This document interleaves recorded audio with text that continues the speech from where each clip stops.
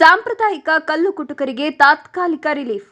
ಕೆಲವೇ ದಿನಗಳಲ್ಲಿ ಕಾನೂನಿನ ಚೌಕಟ್ಟಿನಲ್ಲಿ ಕಲ್ಲು ಕುಟುಕರಿಗೆ ಅನುಕೂಲ. ಶಾಸಕ ಕೆ.ವೈ. ನಂಜೇಗೌಡ.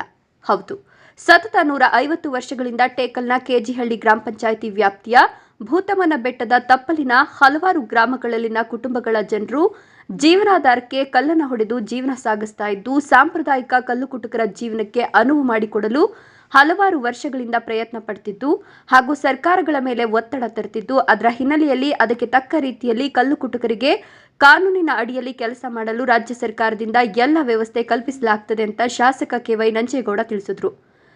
ಟೇಕಲ್ನ ಕೊಮ್ಮನಹಳ್ಳಿಯ ತಮ್ಮ ನಿವಾಸದ ಬಳಿ ಕಲ್ಲು ಕುಟುಕರ ಹಾಗೂ ಅಧಿಕಾರಿಗಳ ಸಭೆಯಲ್ಲಿ ಭಾಗವಹಿಸಿ ಮಾತನಾಡುತ್ತಾ, ನಿನ್ನೆಯಷ್ಟೇ ಉಸ್ತುವಾರಿ ಸಚಿವ ಬೈರತಿ ಸುರೇಶ್, ಜಿಲ್ಲಾಧಿಕಾರಿಗಳು ಮತ್ತು ಇಲಾಖಾ ಅಧಿಕಾರಿಗಳ ಜೊತೆ ಕಲ್ಲು ಕುಟುಕರ ಸಮಸ್ಯೆ ಕುರಿತು ಮಾತುಕತೆ ನಡೆಸಲು ಕೆಲವು ಕಲ್ಲು ಕುಟುಕರ ಮುಂದೆಯೇ ಮಾತುಕತೆ ಹಾಗೂ ಮನವಿ ಮಾಡಲಾಯಿತು.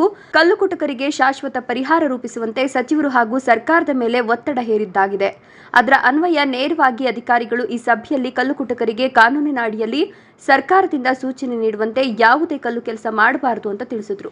ಈ ಘಟನೆ ನಡೆದು 1.5 ತಿಂಗಳಾಗಿದ್ದು, ಸಾಂಪ್ರದಾಯಿಕ ಕಲ್ಲು ಕುಟುಕರ ಜೀವನಕ್ಕೆ ಅವರ ಕುಟುಂಬಗಳಿಗೆ ತೊಂದರೆಯಾಗಿದೆ. ಅವರಿಗೆ ಪರಿಹಾರ ಕಲ್ಪಿಸಿ ಅಂತ ಸಚಿವರ ಮೇಲೆ ಒತ್ತಡ ಹಾಕಿದಾಗ ಸಭೆಯಲ್ಲಿ ಒಂದು ತೀರ್ಮಾನ ಕೈಗೊಂಡು ಯಾವುದೇ ಯಂತ್ರೋಪಕರಣಗಳನ್ನು ಬಳಸದೆ ತಾತ್ಕಾಲಿಕವಾಗಿ ಕಲ್ಲು ಕುಟುಕರು ಕಲ್ಲು ಹೊಡೆಯಲು ಅವಕಾಶ ಕಲ್ಪಿಸಿದ್ರು ಅಂತ ಹೇಳಿದ್ರು. ಈ ಹಿಂದೆ ಶಾಸಕನಾಗಿದ್ದಾಗ ನಾನು ಅಂದಿನ ಬಿಜೆಪಿ ಸರ್ಕಾರದಲ್ಲಿ ವಿಧಾನಸೌಧದ ಅಧಿವೇಶನದಲ್ಲಿ ಈ ಭಾಗದ ಕಲ್ಲು ಕುಟುಕರಿಗೆ ಪರಿಹಾರ ಕಲ್ಪಿಸಬೇಕು ಅಂತ ಕಾನೂನಿನ ಚೌಕಟ್ಟಿನಲ್ಲಿ ಅವರಿಗೆ ಅನುಕೂಲ ಮಾಡಿ ಅಂತ ಪ್ರಸ್ತಾವನೆ ನೀಡಿದ ಹಿನ್ನೆಲೆಯಲ್ಲಿ ಬ್ಲಾಕ್ಗಳನ್ನು ಮಾಡಿ ಅದನ್ನ ಕಲ್ಲು ಕುಟುಕರಿಗೆ ನೀಡಿ ಅದರಿಂದ ರಾಜ್ಯಕ್ಕೆ ರಾಜಧನವನ್ನ ಪಡೆಯಬಹುದು ಅಂತ ಪ್ರಸ್ತಾಪ ಮಾಡಲಾಗಿತ್ತು. ಅದರಂತೆ ಇದೀಗ 97ಕ್ಕೂ ಹೆಚ್ಚು ಕಲ್ಲು ಕುಟುಕರ ಸಂಘಗಳನ್ನು ಮಾಡಿದ್ದು, ಯಾರಿಗೂ ಯಾವುದೇ ತೊಂದರೆಯಾಗದಂತೆ ಪ್ರತಿಯೊಬ್ಬರಿಗೂ ಅದರಲ್ಲೂ ಸ್ಥಳೀಯರಿಗೆ ಆದ್ಯತೆ ನೀಡಲಾಗುತ್ತದೆ ಅಂತ ತಿಳಿಸಿದ್ರು. ಮುಖ್ಯವಾಗಿ ಹಲವಾರು ಬಾರಿ ಕಲ್ಲು ಕುಟುಕರ ಹೋರಾಟ ಮಾಡಿದ್ದು, ಇದಕ್ಕೆ ನಿರಂತರ ಸಭೆಗಳನ್ನು ಮಾಡಲಾಗಿತ್ತು. ಆದರೆ ಅವರಿಗೆ ಶಾಶ್ವತ ಪರಿಹಾರ ನೀಡಲು ಈ ಸಭೆ ಕೊನೆಯಾಗಬೇಕು ಅಂದ್ರು. ಈ ಸಂದರ್ಭದಲ್ಲಿ ಗಣಿ ಮತ್ತು ಭೂ ವಿಜ್ಞಾನ ಇಲಾಖೆಯ ಜಿಲ್ಲಾ ಹಿರಿಯ ಅಧಿಕಾರಿ ರಾಜೇಶ್, ತಹಶೀಲ್ದಾರ್ ಕೆ. ರಮೇಶ್, ಅರಣ್ಯ ಸಂರಕ್ಷಣಾಧಿಕಾರಿ ಧನಲಕ್ಷ್ಮಿ, ಸರ್ಕಲ್ ಇನ್ಸ್ಪೆಕ್ಟರ್ಗಳಾದ ವಸಂತ್ ಕುಮಾರ್, ಸುನಿಲ್ ಕುಮಾರ್, ಮುಖಂಡರಾದ Ramesh Gowda, Vinod Gowda, KS Venkatesh Gowda, SG Ramamurthy, Satish Babu, H Hanumanthappa, Pragathi Srinivas, Chandrashekar ಸೇರಿದಂತೆ ಇನ್ನೂ ಹಲವಾರು ಮಂದಿ ಕಲ್ಲು ಕುಟುಕರು ಉಪಸ್ಥಿತರಿದ್ದರು. ನಾನ್ ಫಾರೆಸ್ಟ್ ಲ್ಯಾಂಡ್ ಅಲ್ಲಿ ನೀವು ಮ್ಯಾನ್ಯುಯಲಿ ಮಾಡ್ಕೊಳ್ಳಿಕ್ಕೆ ತಕ್ಷಣಕ್ಕೆ ಮೀನ್ಸ್ ಈಗ ಟೈಮ್ ಬೀಯಿಂಗ್ ಪ್ರಾವಿಷನ್ ಮಾಡಿ ಅನುಕೂಲ ಮಾಡಿಕೊಟ್ಟಿದ್ದಾರೆ ಅದನ್ನು ಹೇಳಿದ್ದಾರೆ. ನಾವು ಪ್ರೋಸೆಸ್ ಮಾಡ್ತೀವಿ, ನಾವು ಆಫೀಸ್ ಕಡೆಯಿಂದ ಪ್ರೋಸೆಸ್ ಮಾಡ್ತೀವಿ, ಆಲ್ರೆಡಿ ಸ್ಟಾರ್ಟ್ ಆಗಿದೆ. ಅದು ರೆಗ್ಯುಲೇಟ್ ಆಗಿ ಆಮೇಲೆ ಅದು ಏನು ಮಾಡಬೇಕು ಅಂತ ಮೇಸನ್ ಹೇಳ್ತಾರೆ, ಅದರಂತೆ ನೀವು ಕ್ರಮ ತಗೊಂಡು ಇದು ಮಾಡ್ಕೊಂಡು ಹೋಗಿ ಹೊರತು ಅನ್ಯತ್ರಗೆ ಮಾಡ್ತಕ್ಕಂಥದ್ದು ಅದು ಮಾತ್ರ ಯಾವಕ್ಕೂ ಅವಕಾಶ ಕೊಡಲ್ಲ. ಅದೇನೋ ಕೊಟ್ಟರೆ ಮಾತ್ರ ನಾವು ಗ್ಯಾರಂಟಿ ಕೇಸ್ ಹಾಕೋದಂತ ಗ್ಯಾರಂಟಿ. ಸಾಹೇಬರೆಲ್ಲ ಹೇಳಿದಂಗೆ ನೆನ್ನೆ ನಮ್ಮ DFOನಲ್ಲಿ ಹೋಗಿದ್ದಾರೆ. ಅದು ನಮ್ಮದು ಫಾರೆಸ್ಟ್ ಜಮೀನು ಬಿಟ್ಟು ಬೇರೆ ಕಡೆ ಮಾಡ್ಕೋಬೋದು. ಅದು ಥ್ರೂ ದ ರೂಲ್ಸ್ ಏನಿದೆ, ಜಿಯೋಲಜಿ ಸರ್ ಇದ್ದಂಗೆ, MLA ಸಾಹೇಬ್ ಇದ್ದಂಗೆ, ಮತ್ತು ಸರ್ಕಲ್ ಇನ್ಸ್ಪೆಕ್ಟರ್ ಇದ್ದಂಗೆ ನೀವು ನೋಡ್ಕೊಂಡು ಮಾಡಬೇಕು. ನಾವು ಫಾರೆಸ್ಟ್ ಜಮೀನಲ್ಲಿ ಯಾವುದೇ ಕಾರಣಕ್ಕೂ ನಾವು ಬಿಡಲ್ಲ. ರಾಜೇಶ್ ಸರ್ ಅವರು ಹೇಳ್ದಂಗೆ ಅಲ್ಲಿ SP ಸಾಹೇಬರು ಕೂಡ ನಿನ್ನೆ ಬೆಟ್ಟದ ಸಾಲಕ್ಕೆ ಬಂದಿದ್ರು, ನಿಮಗೆಲ್ಲ ಗೊತ್ತಾಗಿರ್ಬೋದು. ಮೀಟಿಂಗ್ ಮುಗಿಸ್ಕೊಂಡು ಸೀದಾ ನೋಡೋಣ ಅಂತ ಬಂದಿದ್ರು. ಅದೆಲ್ಲ ಫುಲ್ ರೌಂಡ್ಸ್ ಮಾಡಿ ಎಲ್ಲ ನೋಡಿ, ಮೊನ್ನೆ ಹಳೆಪಾಳ್ಯ ಏನು ಇನ್ಸಿಡೆಂಟ್ ಆಯಿತು ಅಲ್ಲೂ ಕೂಡ ಕರ್ಕೊಂಡು ಹೋಗಿದ್ದೆ, ಅಲ್ಲೂ ಕೂಡ ನೋಡಿದ್ರು. ಗೊತ್ತಾಯ್ತಲ್ಲ, ನೋಡಾದ್ಮೇಲೆ ಸಾಹೇಬ್ ಹೇಳಿದ್ದು ಏನಲ್ಲಿ ಮೀಟಿಂಗಲ್ಲಿ ಡಿಸ್ಕಷನ್ ಆಗಿದೆ, ಅದೇ ರೀತಿ ಏನಾರ ಮಾಡೋದಾದ್ರೆ ಮಾಡಬೇಕು. ಅಂದರೆ ಯಾವುದು ಮೆಷಿನರೀಸ್ ಯಾವುದು ಯೂಸ್ ಮಾಡೋಂಗಿಲ್ಲ. ಕಂಪ್ರೆಸರಿಂದ ಹಿಡಿದು JCB ಆಗಲಿ, ಇಟಾಚಿ ಆಗಲಿ ಯಾವುದೂ ಸಹ. ಈ ಕಳೆದ ಸಲಿನೂ ಮುಂಚೆ ವೀರಪುತ್ರದೊಂದಾಗಿತ್ತು, ಹಂಗೆ ಎಲ್ಲ ನಿಲ್ಲಿಸಿತ್ತು. ಮತ್ತೆ ನಾವು ಕೈಯಲ್ಲಿ ಮಾಡ್ಕೊತೀವಿ ಅಂತ ಸ್ಟಾರ್ಟ್ ಆಯಿತು, ಮತ್ತೆ ಎಲ್ಲ ವೆಹಿಕಲ್ಸ್ ಎಲ್ಲ ಹೋದ್ವು. ರೈತಲ್ಲ, ಮತ್ತೆ ಇನ್ನೊಂದು ಇನ್ಸಿಡೆಂಟ್ ಆಯ್ತು ಹಳೆಪಾಳ್ಯದು. ಸೊ ಈ ಥರ ಪ್ರತಿ ಸರಿ ಆದಾಗೆಲ್ಲ ನಮಗೆ ಅಧಿಕಾರಿಗಳಿಗೆ ತೊಂದರೆ ಆಗ್ತದೆ. ಸರ್ ಹೇಳ್ದಂಗೆ ರೈತಲ್ಲ, ಅದು ಯಾವ ಮಟ್ಟಕ್ಕೆ ಹೋಗುತ್ತೆ ಅಂದರೆ ನಾವುಗಳೆಲ್ಲ ಸಸ್ಪೆಂಡ್ ಆಗೋಕೆ ಆ ಮಟ್ಟಕ್ಕೆ ಹೋಗ್ತದೆ. ಇನ್ನೇ ಕಾಂಪ್ರಮೈಸ್ ಆಗಲ್ಲ ನಾವು.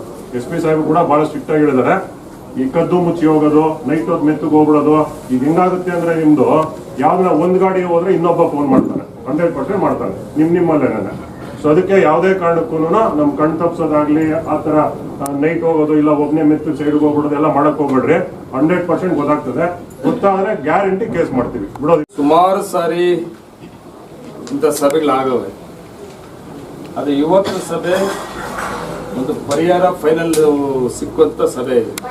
ನಿನ್ನೆ ಕೂಡ ನಾನು ಜಿಲ್ಲಾ ಮಂತ್ರಿಗಳಿಗೆ, DC ಅವರಿಗೆ, SP ಅವರಿಗೆ, DFOಗೆ, ಸೀನಿಯರ್ GSTಗೆ ಮೀಟಿಂಗಲ್ಲಿ ನಾನು ಹೇಳಿದೆ.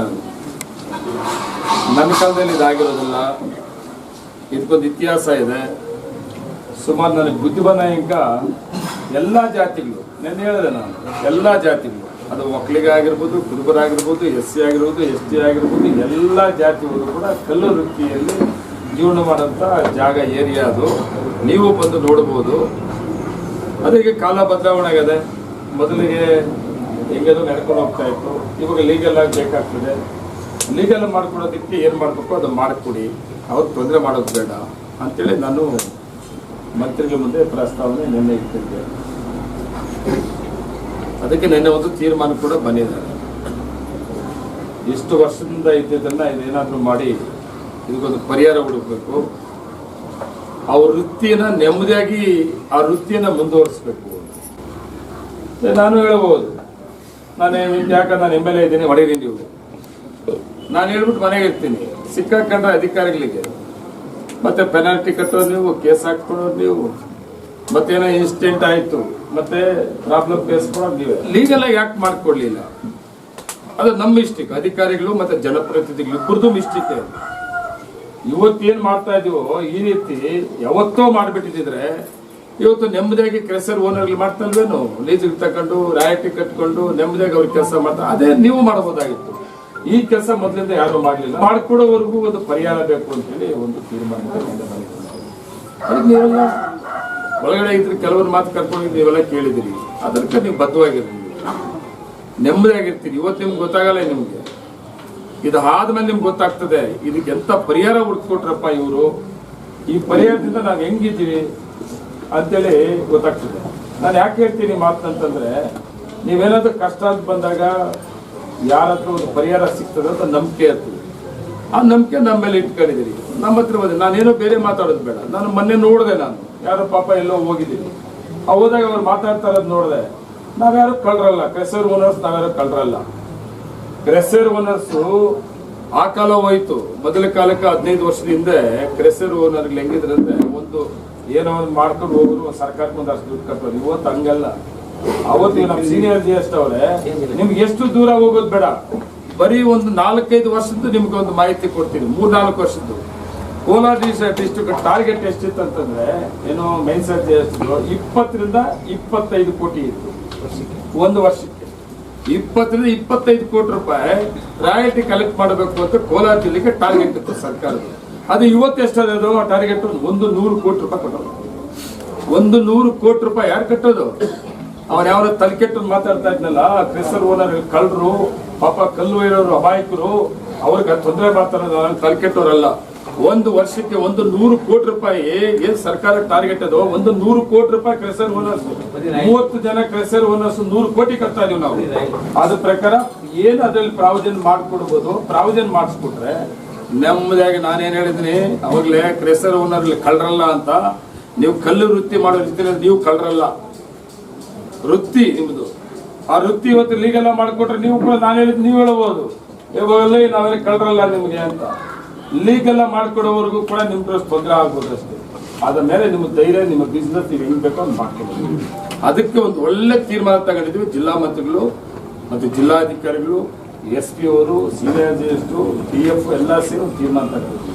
ಆ ತೀರ್ಮಾನಕ್ಕೆ ನೀವೆಲ್ಲ ಸಹಕಾರ ಕೊಟ್ರಿ. ನಾನು DC ಅವರು, ಸೀನಿಯರ್ GS ಮಾತಾಡ್ತೀನಿ. ಎಷ್ಟು ಇಂಡಿವಿಜುವಲ್ ಅಪ್ಲಿಕೇಶನ್ಸ್ ಲೋಕಲ್ ಸ್ಥಳೀಕರು